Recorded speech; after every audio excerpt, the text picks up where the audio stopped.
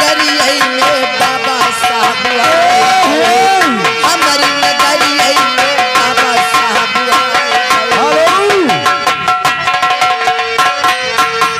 और ये आगे फूलचंद भैया गुलाब शाह का परवा 10 रुपए का इनाम, गाना यही होना चाहिए। और फिर आगे हमारे सर्व सम्मानित परमादरणीय माननीय, और हमें बहुत खुशी है कि अपना अमूल्य समय माँ पलियो न रहली,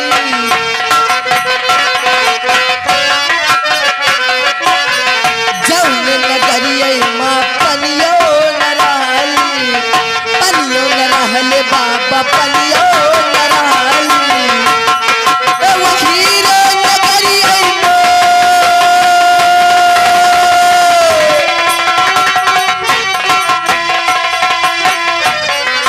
वही रे नगरिया मकवाना खंगाई गए, हमारी नगरिया में बाबा साहब आए, हमारी नगरिया में।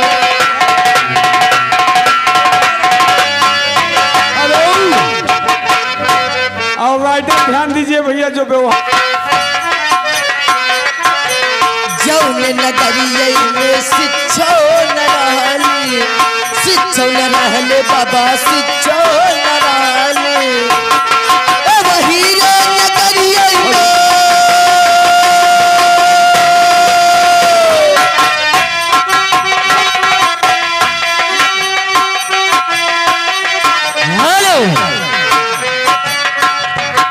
हेलो।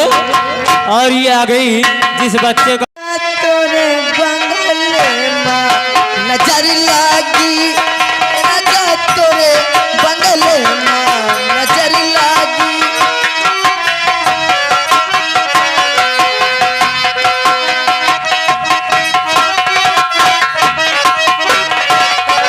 नजर लागी हो राजा तोरे बंगले माँ नजर लागी हो राजा तोरे बंगले माँ।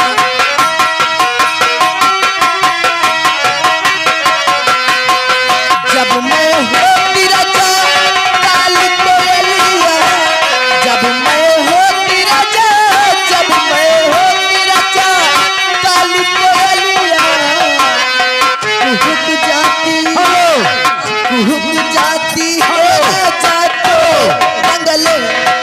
हेलो, तुम इनका सुनाए रहो। सियाई गई हमसे तो हाय गई।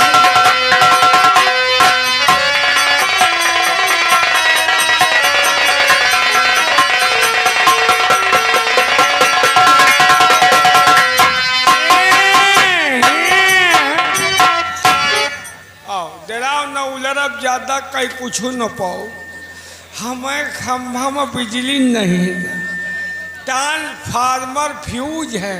ले महफिल के शेर आ गए भाई। अच्छा अब इनका थामो, दुनियादारी छोड़ो। हाँ अनुज बीडीसी ग्राम सभा बगौला जी, ये कितना ले हो?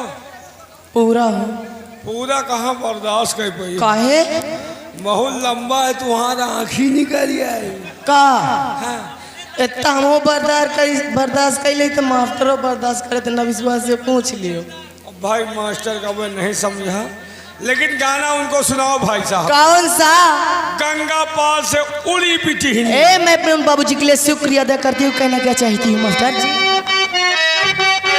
हेलो। और ये आ गए मनोज यादव जी, समरी झकरासी निवासी, इनकी तरफ से आपके लिए 10 रुपए का इनाम और गाने की फरमाइश है। क्या? बिस्तर के फूल सूख गए तेरे इंतजार में, शुक्रिया। और साथ में आ गए नीरज के पापा हरबंस के पूर्वा निवासी जी, 10 रुपए का इनाम। गाना सुनना चाहते हैं बाबा।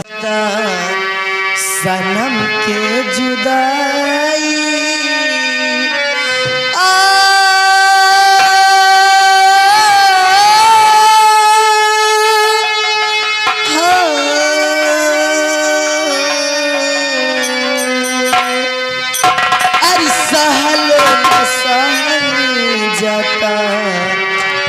सनम के जुदाई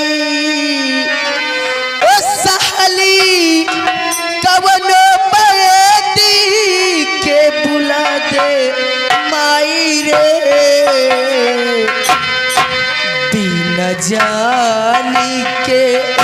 जियली नाही जाई हमके सुइया जहर पे लगवा दे बिन जान के जियली नाही जाई हमके सुइया जहर पे लगवा दे हेलो माई रे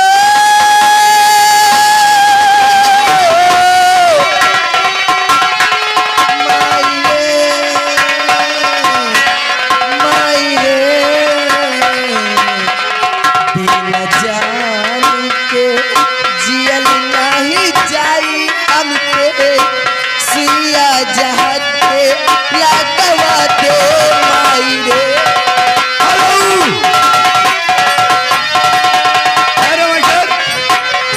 फिर वही छाया हुआ नाम वीरेंद्र यादव जी की तरफ से 50 की नोट